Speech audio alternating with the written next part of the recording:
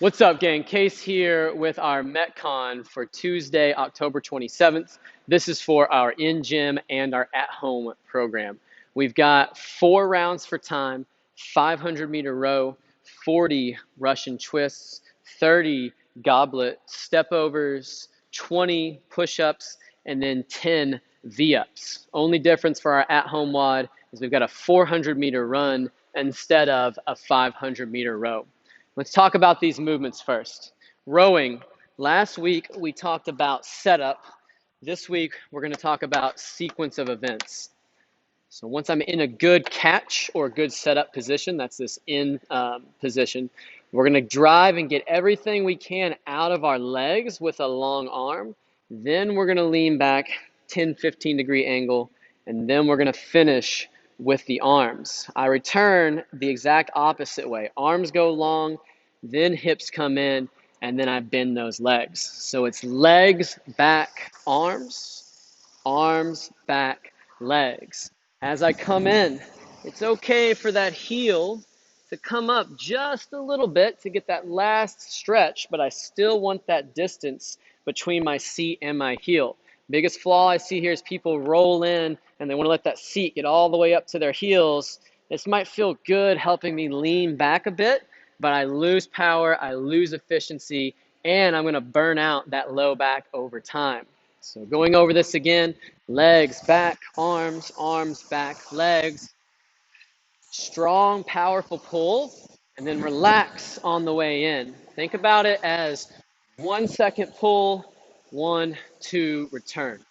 1 second pull, 1, 2, return. That's also important when you row for meters because those meters will continue to drift even on the return. So you want to get as many drift meters as you can. That way you get to that 500 in less overall strokes. Moving on to Russian twists next. I want to see heels up on these today if you have the ability. If you're really struggling to keep balance, then go ahead and let those heels plant lightly. We've got med ball in the gym. You can use a dumbbell at home.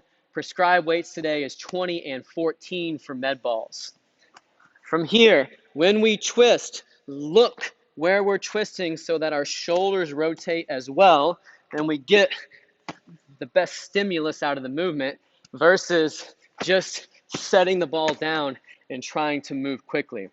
Keeping those knees together, feet together, look where we twist. That way the torso rotates. I wouldn't try to do 40 unbroken on those today. I would do a couple sets of 20.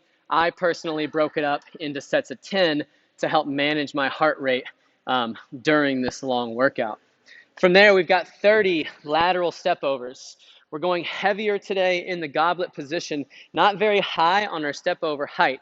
So if you're at home, step over any object that's somewhere between 10 and 14 inches. Make sure we're not leaning back on this goblet, keeping ribs stacked over hips, pulling the back of the neck long. That's what you're working on here.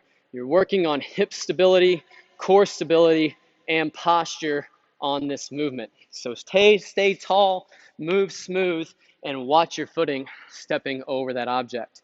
We've got 20 push-ups from there. We talk about this all the time, but you need to keep a perfect plank in that push-up.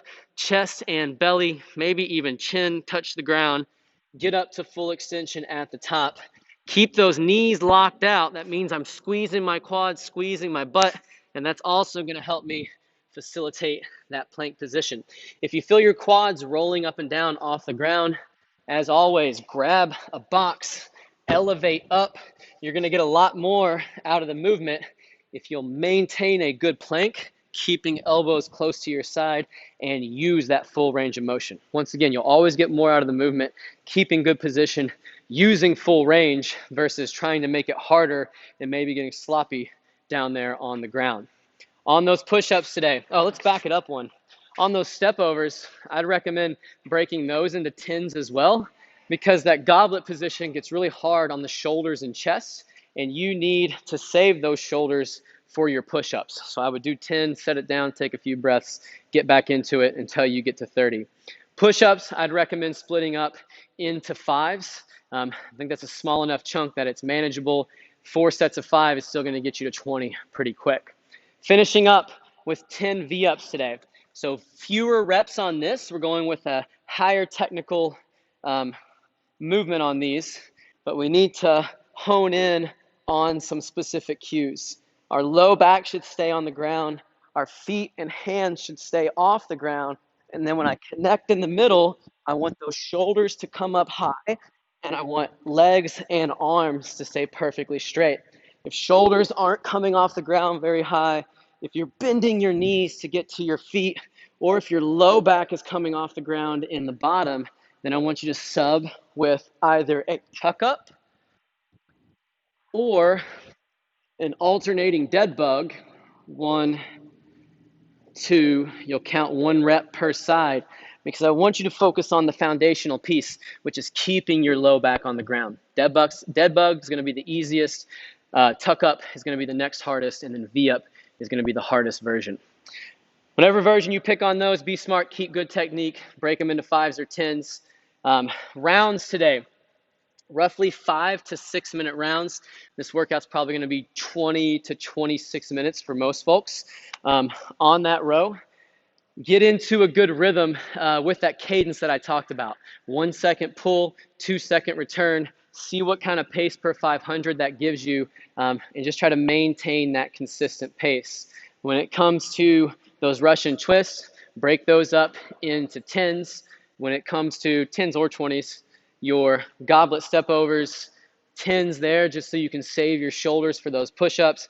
Push-ups, break them early. I'd say 5s. And then on those that core movement, just make sure that we're keeping good technique. Split those however need be.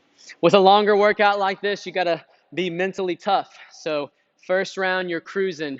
Second round is when you start to realize how long this workout actually is. So dig deep, second and third round. And then when you get to that fourth round, make each movement your micro goal. You're going to be pretty drained at that point. So fourth round, getting that 500-meter row out of the way is your only goal to start. And then getting that first set of 10 Russian twists, that's your next goal. Break it up into little bite-sized chunks, and it's going to make a longer workout easier to get through, especially from the mental side. Time is your score today. So good luck on this one, and we'll see you guys back tomorrow for some strength and conditioning work.